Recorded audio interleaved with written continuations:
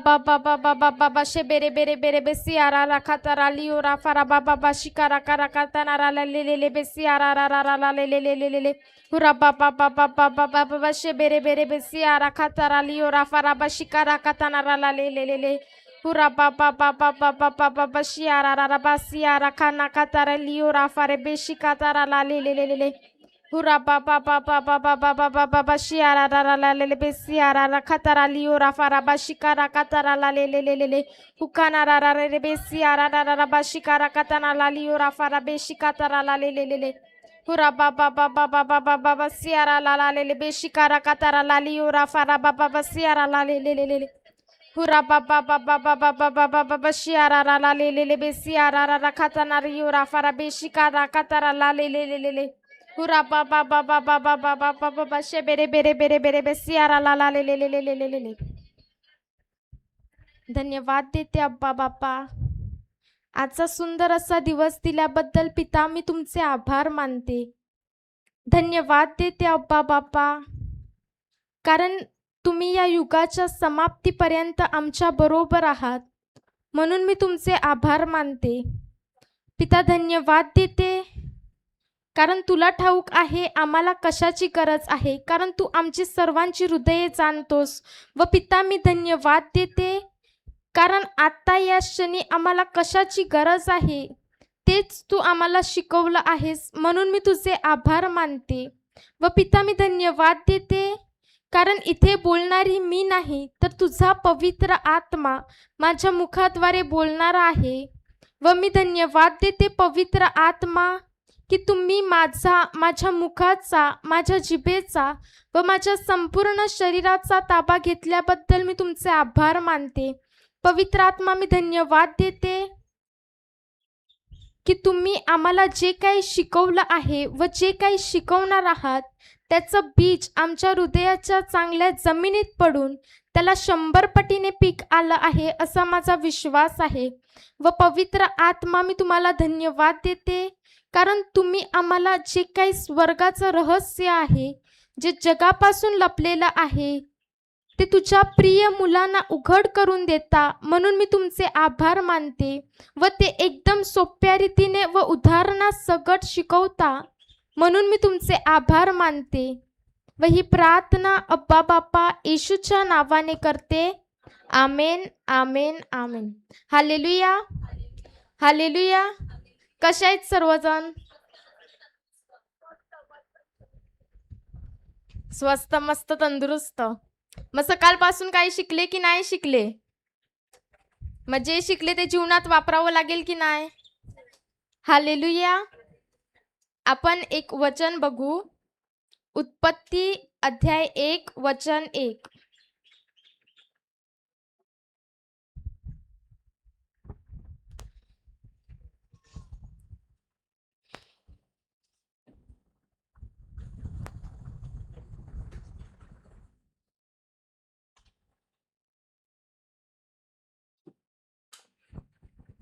प्रारंभी देवाने आकाश व पृथ्वी ही उत्पन्न केली काय केलं देवाने आकाश व पृथ्वी ही उत्पन्न केली पुढे आणि पृथ्वी आकार विरहित व शून्य होती जलनिधीच्या पृष्ठभागावर अंधकार होता आणि देवाचा आत्मा जलावर तळपत राहिला होता आकाश व पृथ्वी निर्माण केली की नाही आणि पृथ्वी कशी होती आकार होता त्याला आणि कशी होती शून्य होती जलनिधीच्या पृष्ठभागावर काय होता सर्व ठिकाणी काय होता अंधकार होता आणि तिथे देवाचा आत्मा उपस्थित होता की नाही पुढे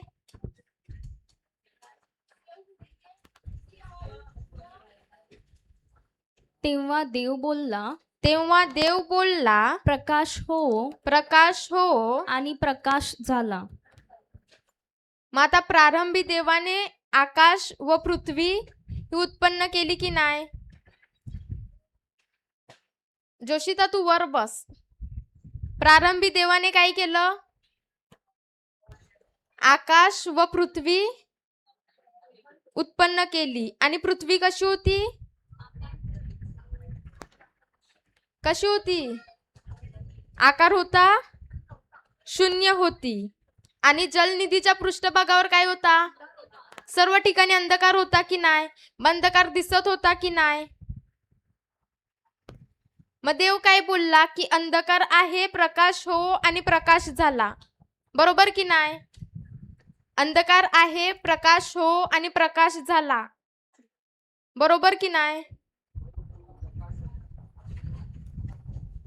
अंधकार दिसत होता की नाही? मग देव काय बोलला? अंधकार आहे, प्रकाश हो, आणि प्रकाश असं बोललं. काय बोललं? ये वचन परत वाचा. तेव्हा देव बोलला, तेव्हा देव बोलला, प्रकाश होवो, प्रकाश हो, आणि प्रकाश झाला. दिसत काय होतं? सर्व ठिकाणी दिसत काय होतं? अंधकार आहे. आणि देवाला काय हवं होतं? प्रकाश हवा होता. मग देवाने इकडे बोललं का असं की अंधकार आहे, प्रकाश हो, आणि प्रकाश झाला? की डायरेक्ट बोललं प्रकाश हो आणि प्रकाश झाला? म्हणजे अंधकाराचं नाव घेतलं. म्हणजे जो प्रॉब्लेम होता, जी समस्या आहे, मला दिसत आहे की सर्व ठिकाणी अंधकार आहे, ते समस्या बोललं का जे पाहिजे ते बोललं? जे डोळ्यांनी दिसत होतं ते बोललं की जे मला पाहिजे ते बोललं? जे मला पाहिजे. मग आपण काय बोलतो? जी मला परिस्थिती माझ्या डोळ्यांनी आता दिसत आहे की आमच्या घरी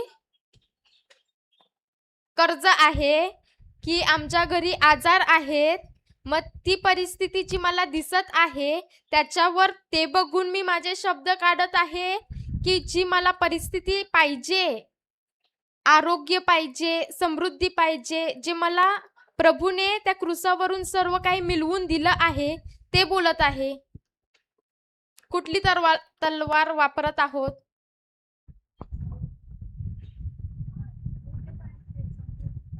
पाहिजे पण बोलत काय आहोत? अंधकार जो दिसत आहे तो बोलत आहोत की जो प्रकाश मला पाहिजे ते बोलत आहोत?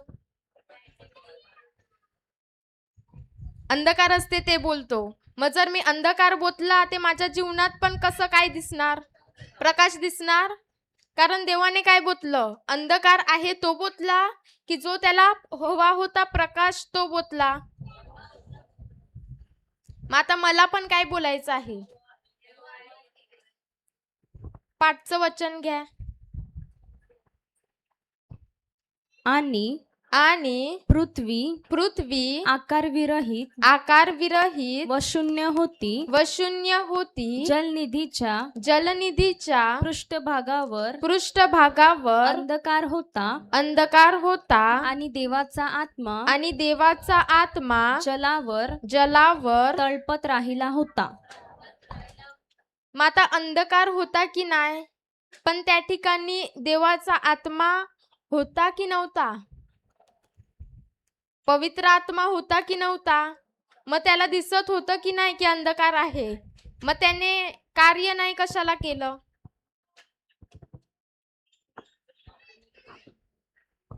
दिसत तर काय होता? अंधकार आहे. पवित्र आत्मा पण होता की नाही? मग कार्य नाही कशाला झालं?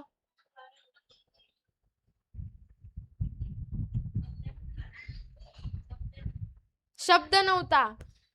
पवित्र आत्मा होता की नव्हता? मग आता तुमच्यामध्ये पवित्र आत्मा आहे की नाही आहे? सर्वांच्या मध्ये हात वर करा. कोणामध्ये नाही? सर्वांच्या मध्ये आहे. मग आता पवित्र आत्मा तर आहे, मग माझ्या जीवनात काय समस्या आहेत, काय मला प्रॉब्लेम आहे ते त्याला ठाऊक नाही काय? पवित्र आत्म्याला माहित आहे की नाही माहित? माहित आहे. मग तो कार्य नाही कशाला करत?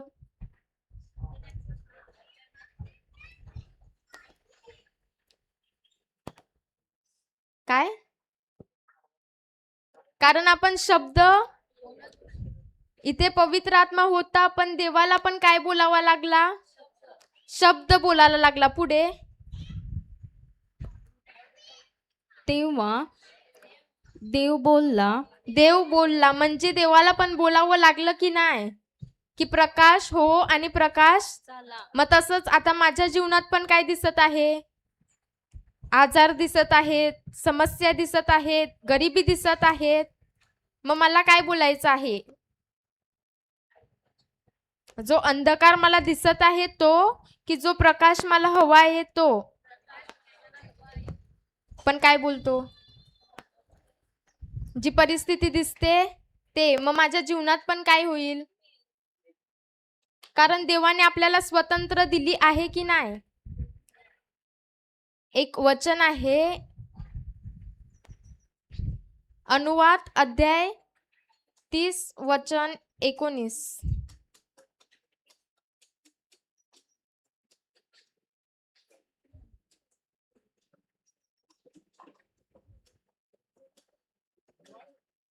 तीस 19.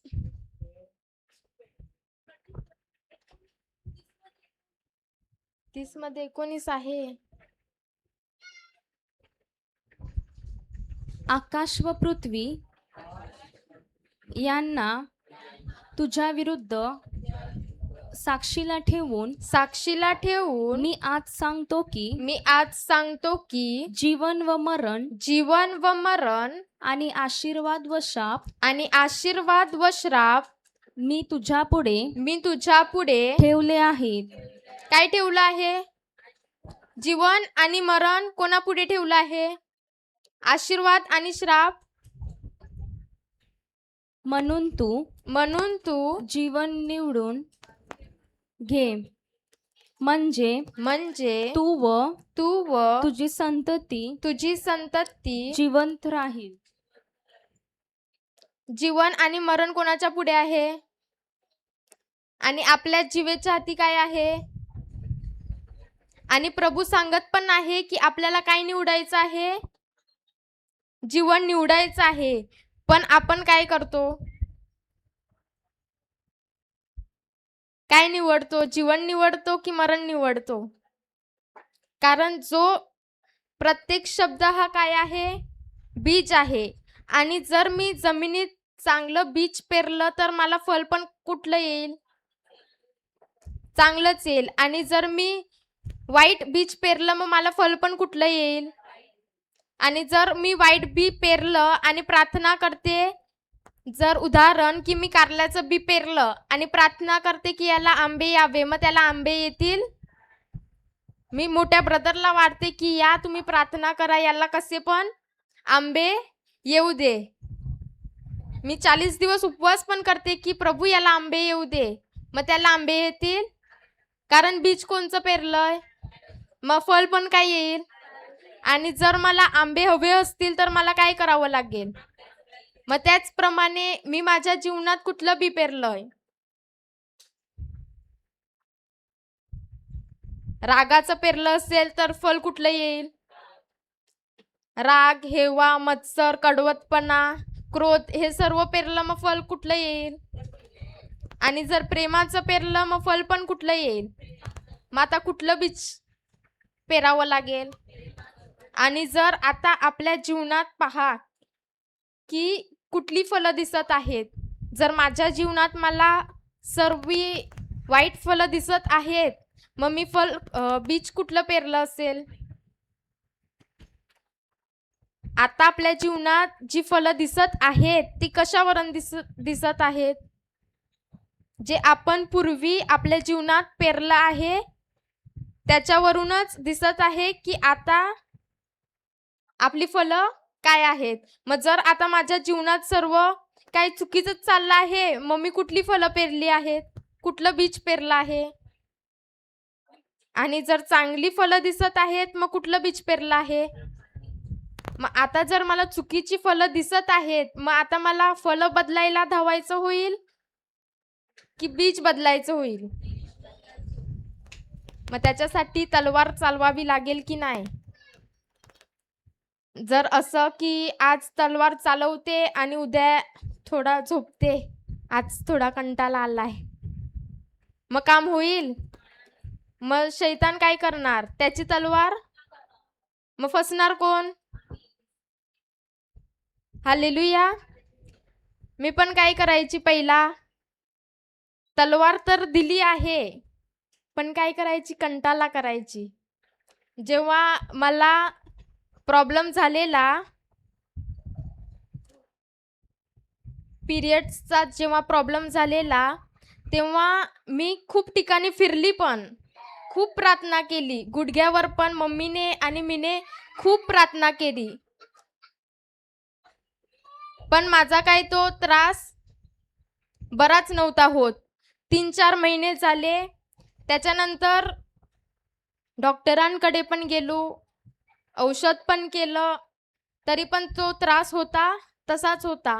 मग एक दिवशी मामा आमच्या घरी आले आणि त्यांनी मला बघितलं की तू अशी का? आणि असंच बोलता बोलता त्यांनी बोललं की माझ्या मुलीला पण हाच त्रास होता आणि ब्रदरांनी तिला एक वचन दिलेलं की प्रभू येशू, मी तुझं शरीर खाते, तुझं रक्त पिते, तू माझ्यामध्ये राहतोस आणि मी तुझ्यामध्ये राहते. आणि मला पण तेच वचन दिलं की तू हे वचन घे आणि हे वचन लगातार बोलत जा, बोलत जा, बोलत जा, आणि बघ तुझा प्रॉब्लेम तो सॉल्व्ह झाला आहे, त्याच्यावर लक्ष नको देऊ. मग मी रोजरी घेतली आणि तेच वचन बोलत गेली की धन्यवाद येशू, मी तुझं शरीर खाते, तुझं रक्त पिते, तू माझ्यामध्ये राहतोस. आणि मी जेव्हा मला वचन नव्हतं भेटलं त्याच्यापूर्वी पण मी प्रार्थना तर करायची, पण लक्ष कुठे ठेवायची की जो मला प्रॉब्लेम आहे त्याच्यावरच बघायची, त्याच्यावरच बघायची, आणि अख्खा दिवस तो प्रॉब्लेम घेऊनच बसायची. जो पण यायचा त्याला पण काय सांगायची? प्रॉब्लेम सांगायची. मग तो पण काय सांगायचा? प्रॉब्लेमच सांगायचा. मग आता मला जी परिस्थिती दिसत आहे मी तेच बोलायचो की नाही? जी परिस्थिती मला प्रॉब्लेम आहे हे दिसते तेच बोलायची, आणि मग तेच बोलत राहिल्यावर ते कमी होईल की अजून वाढेल? मग त्या बीज आता मी पेरलं आहे, मग त्याला रोज खतपाणी देत आहे की नाही? मग आता वाईट बीज पेरलं आहे, मग त्याला खतपाणी दिल्यावर त्याचं ते फळ येणार की नाही? झाड उगवेल की नाही? हालेलुया. मग आता मला ते बीज जे मी पहिला पेरायची, जे वाईट होतं, त्याच्यावर मला कुठलं बीज भेटलं की धन्यवाद प्रभू येशू, मी तुझं शरीर खाते, तुझं रक्त पिते, तू माझ्यामध्ये राहतोस आणि मी. मग आता मी कुठलं बीज पेरायला चालू केली? चांगलं बीज. आणि त्यालाच काय करू लागली? खत पाणी घालू लागली, घालू लागली, घालू लागली, घालू लागली. आणि जो माझा प्रॉब्लेम होता, जसं मी वचन बोलत गेली तो प्रॉब्लेम पण काय झाला? बरोबर झाला. जो माझा प्रॉब्लेम होता तो पण सॉल्व्ह झाला. पण आता इथे काय होते की जो आपला प्रॉब्लेम असते, जेव्हा आपण वचन बोलतो तो प्रॉब्लेम तर जाते, पण त्याच्यानंतर थोड्या दिवसानंतर आपण वचन बोलतो की टाकतो?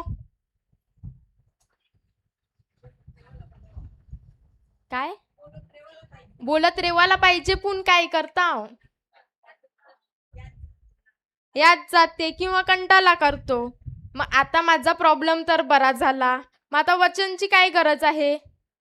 असं करतो की नाही? तुमचं नाही माहित, पण माझ्या बरोबर असं झालेलं. मी वचन बोलायचं पण सोडलं. आता 3-4 महिने तर सगळं व्यवस्थित होतं, पण जसं ते मी वचन बोलायचं स्टॉप केलं, परत मला काय चालू झालं? तोच प्रॉब्लेम चालू झाला, परत तोच प्रॉब्लेम चालू झाला. मग आता मला काय समजलं याच्यावरून? जेव्हा मला प्रॉब्लेम होता तेव्हा मी तलवार चालवत गेलो, चालवत गेलो, चालवत गेलो. जो प्रॉब्लेम होता तो गेला, आणि जसं मी तलवार चालवायची बंद केली तो परत आला. मग आता मला काय करायचं आहे? तलवार ती स्टॉप करायची आहे की कंटिन्यू चालतच ठेवायची आहे? आणि काल आपण शिकलो की ते वचन रात्रंदिवस काय करायचं आहे? ते मुखात, सदैव आपल्या मुखात ठेवायचं आहे आणि रात्रंदिवस त्याच्यावर काय करायचं आहे? मनन करायचं आहे. आणि जर कंटाळा केला ते मग समजा काय सैतान चालत फसवतो की नाही, डावपेच करतो की नाही, आणि जर त्याच्यात टिकाव धरावा असेल तर मला काय करायचं आहे, त्याची शस्त्र सामग्री वापरायची आहे की नाही, घालून ठेवायची आहे की त्याचा वापर करायचा आहे. माझ शस्त्र सामग्री घालून आल्यात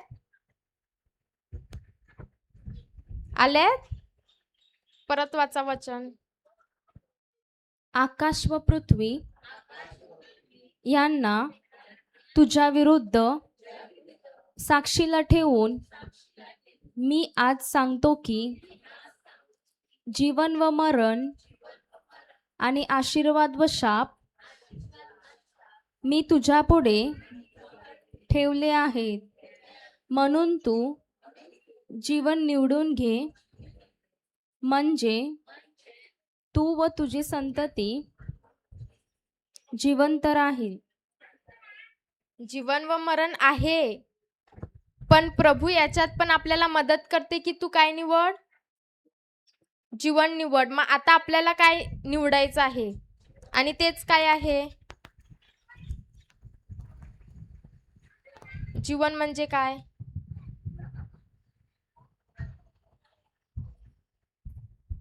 वचन काय आहे,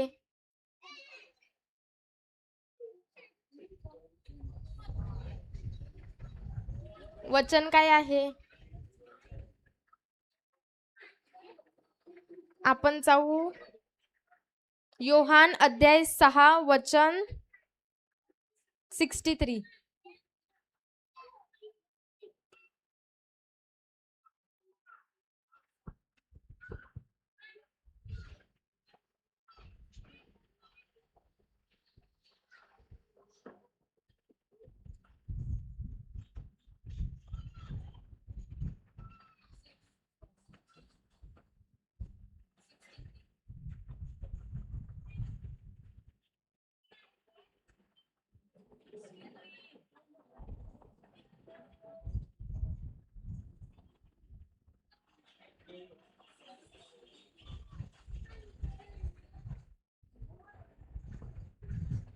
आत्मा हा जिवंत करणारा आहे, जिवंत करणारा आहे, देहापासून काही लाभ नाही. मी जी वचने तुम्हाला सांगितले आहेत ती आत्मा व जीवन अशी आहेत. मग वचन काय आहेत, आत्मा व जीवन हीच आहेत. म्हणजे प्रत्येक जो शब्द आपण ऐकतो त्याच्या पाठी कुठला ना कुठला आत्मा आहे. जर आता आपण वचनाचे शब्द ऐकतो तर त्याच्या पाठी कोण आहे, त्या शब्दांच्या पाठी कोण आहे, पवित्र आत्मा. जेव्हा आपण प्रभूचं वचन ऐकतो तेव्हा त्या शब्दांच्या पाठी कोण आहे, पवित्र आत्मा आहे. आणि जेव्हा आपण जगाचे शब्द ऐकतो मग त्या शब्दांच्या पाठी कोण आहे, जर जे वचन आपण ऐकतो प्रत्येक शब्दाच्या पाठी पवित्र आत्मा आहे, मग तसं जेव्हा आपण जगाचे शब्द ऐकतो तर त्या शब्दाच्या पाठी कोण झाला, कोण, दृष्ट आत्मा. मग आता जेव्हा मी शब्द घेतो म्हणजे मी कोणाला घेतो, जर मी जगाचे शब्द घेतले मग मी कोणाला घेतलं, दृष्ट आत्म्याला. आणि जर मी वचनाचे शब्द घेतो म्हणजे मी कोणाला घेतो, मग आता शब्द कुठले घेता तुम्ही, 100% पवित्र आत्म्याचेच घेता, कुठले शब्द घेतो,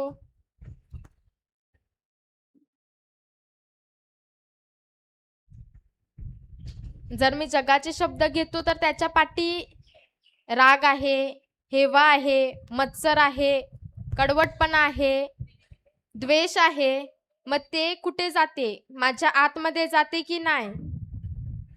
आणि आज आपण शिकलो की राग पहिला बाहेर असते की आत असते, तो आत असते. म्हणूनच तो बाहेर निघते. म्हणजे उदाहरण, जर आता आपल्या विरुद्ध कोणी काही केलं असेल आणि जर परत त्याने तसंच केलं, मग आता आपण त्याने ह्या टायमाला केलं म्हणून रागवत नाही, तर पहिला पण त्याने तसंच केलं होतं म्हणून आता या टायमाला पण आपण काय करतो, त्याच्यावर राग करतो की तू असाच आहे, तुझ्याकडून काही बरोबर होत नाही. तुमच्या बरोबर तर नसेल होत, तुम्ही चांगली माणसं आहेत, पण माझ्या बरोबर पहिला असंच व्हायचं. जेव्हा माझी बहीण घरामध्ये 2 मोबाईल आणि 1 चार्जर होतं पहिला, ते आता 2 मोबाईल आहेत, 1 चार्जर आहे. मग आता काय होणार जर घरामध्ये 2 बहिणी असतील तर?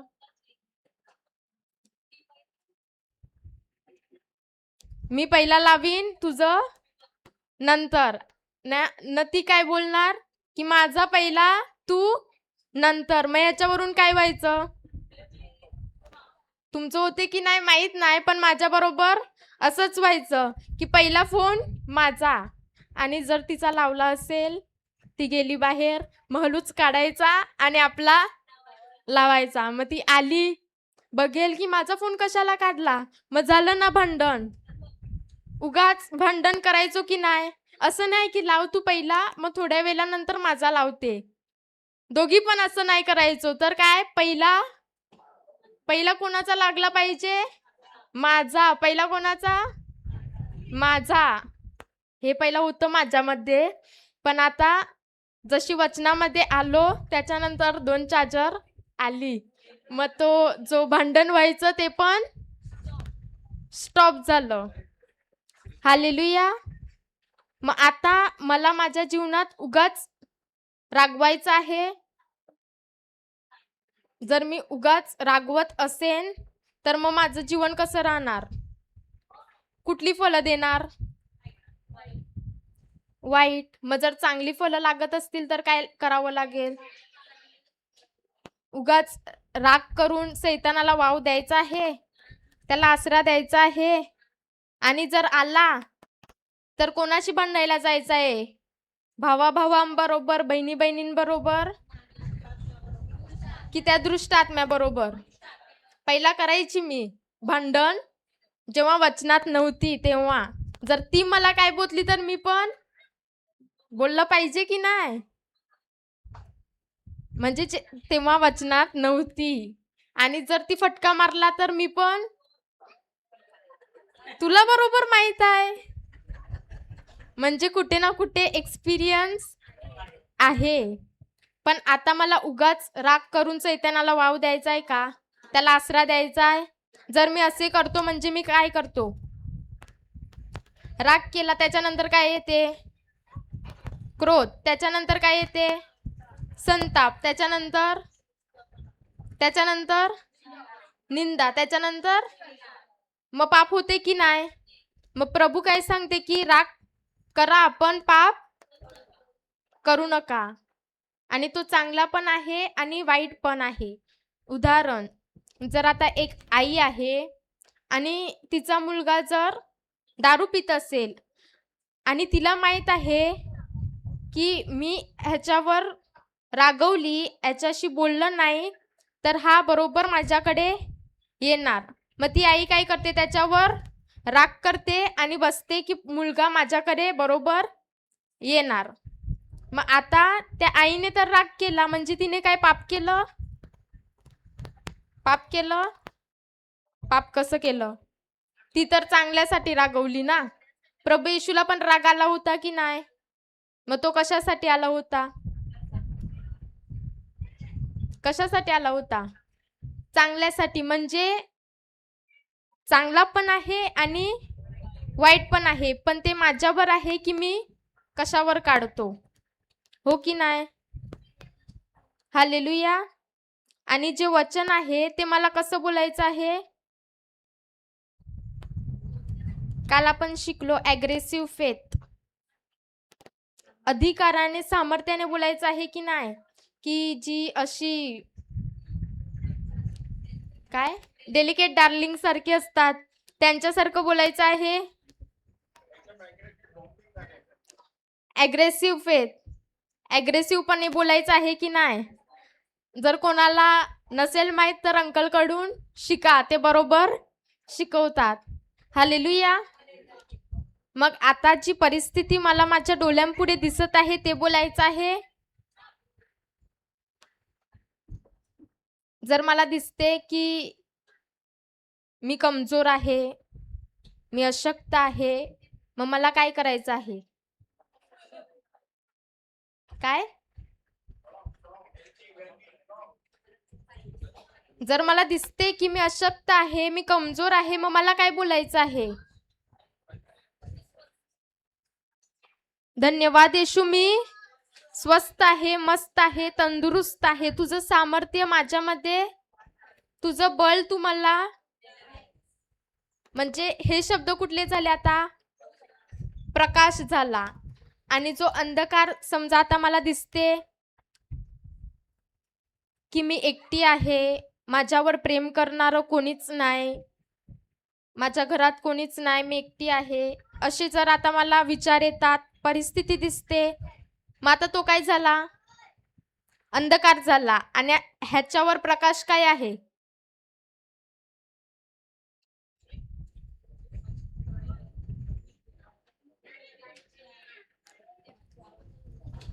मी मोठ्या योग्यतेची आहे, मी अमोल आहे, पिता माझ्यावर भरपूर. जर आता मला दिसते की आमच्या घरामध्ये काहीच नाही खायला, सर्व डब्बे खाली आहेत, घरामध्ये पैसे नाही, कर्ज आहे, मग आता मला काय बोलायचं आहे? परिस्थिती दिसते की डब्यामध्ये काय नाही,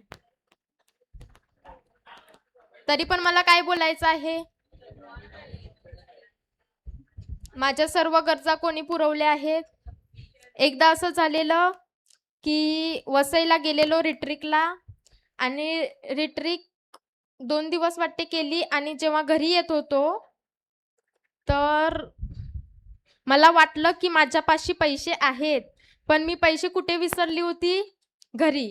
मग आता जायचे एवढे पैसे होते, पण यायला जेव्हा आम्ही तिकडून निघालो तेव्हा मला वाटलं की माझ्याकडे पैसे आहेत, पण बॅगामध्ये पैसे नव्हते. जेव्हा वसई स्टेशनला पोचलो तेव्हा एक ती आजी आली की मी सकाळशीन काही खाल्लं नाही, मला काहीतरी दे. आणि जेव्हा मी बॅग उघडलं तेव्हा होते 30 रुपये बॅगामध्ये. तर मी त्याच वेळी विचार करू लागली की मला वाटलं तर पैसे आहे, पण बॅगामध्ये केवढे होते? 30 रुपये होते. कॉईनच होते, एक 20चा कॉईन होता, एक 10चा कॉईन होता. तर आता काय करू? मला तर उत्तनला जायचं आहे. तर मी एक कॉईन काढला आणि दिला. मला वाटलं मी तिला 10 रुपये दिले, पण मी कॉईन कुठला दिला? 20चा. ते झालं. आणि तिकीट तर रिटर्न काढलेलं, मग त्याचं काही प्रॉब्लेम नाही. ट्रेनमध्ये बसलो, नाक्यावर आलो. आता जायचं कसं? पैसे आहेत. स्टेशन भाईंदर स्टेशनला पोचलो. मग आता उत्तनपर्यंत जायचं आहे की नाही, की तिथेच राहायचं आहे? मग 10 रुपये आहेत आणि जाणाऱ्या तिघी, मग आता काय करणार? जर आपली बुद्धी वापरली, मग आपल्या बुद्धीने काय करणार की कशी पोचणार? पैसे नाही. पण आम्ही काय करून आलेलो? रिट्रीक करून आलेलो. आणि माहित आहे की आपल्या सर्व गरजा कोणी पुरवल्या आहेत? आणि आम्ही कोणाची मुले आहोत? त्याची.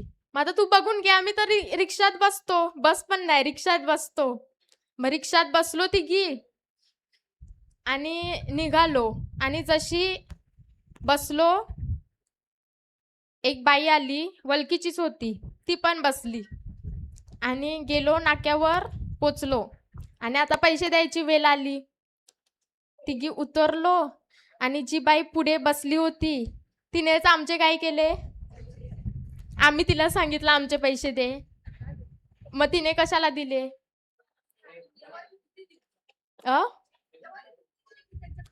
प्रभूने तिच्याच द्वारे काय केलं? आता आमच्याकडे पैसे होते, मग त्या पित्याला माहित होतं की नाही? मग आता इकडे जर आम्ही चिंता करत त्याच ठिकाणी उभे असतो तर आमचं काम झालं असतं. तर आम्ही कोणावर विश्वास ठेवला? आणि काय केलं, कृती केली, रिक्षात बसलो आणि घरी गेलो. आणि पैसे पण कोणी दिले? पित्यानेच दिले. मग आता चिंता करायची काय गरज होती? हालेलुया. माताची परिस्थिती मला दिसते डोळ्यांनी की असं असं आहे, काय करू काय करू काय करू. मग चिंता करत बसायचं आहे? रूम मध्ये जायचं, उशी घ्यायची, रडायचं, असं करायचं? तुम्ही केजीच्या मुलांना बघितलंय, जी सिनियर केजीला असतात, ज्युनियर केजीला, कधी त्यांचे स्कूलच्या बाहेर, क्लासरूमच्या बाहेर गेल्यात? जेव्हा त्यांना टीचर रिपीट करून सांगते 1 2 3 किंवा ABCD, ते कसे रिपीट करतात? बघितलंय कधी? कधी बघितलंय? एकदम जोराने, एकदम कसे बोलतात? जोराने. जेवढा आवाज आहे, जेवढी शक्ती आहे, त्या पूर्ण शक्तीने बोलतात की नाही? मग त्याचप्रमाणे आपल्याला वचन पण कसं बोलायचं आहे? एका कोपऱ्यात जाऊन रडत रडत की सामर्थ्याने? हालेलुया. मग काहीतरी शिकायला भेटलं. जी परिस्थिती दिसते ते बोलायचं आहे की जे मला हवं आहे ते बोलायचं आहे? मग ते कधी चालू करणार बोलायचं? चालू केलंय. Work in progress. हालेलुया. मग कोण येते शेवटची प्रार्थना करायला?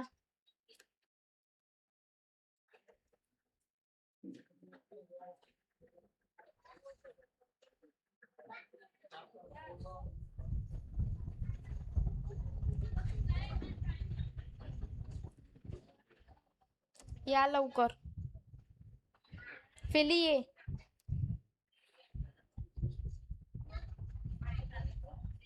विचार.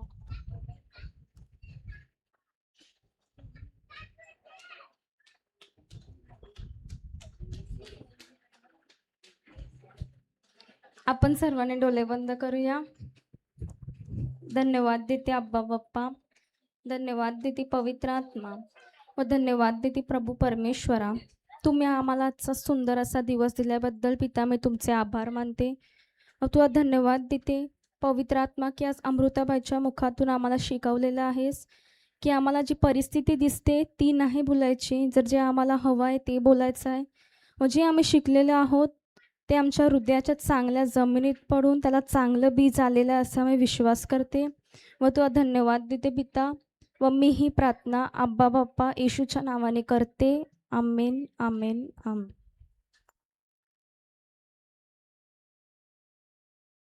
आपण सर्वांनी अन्य भाषेमध्ये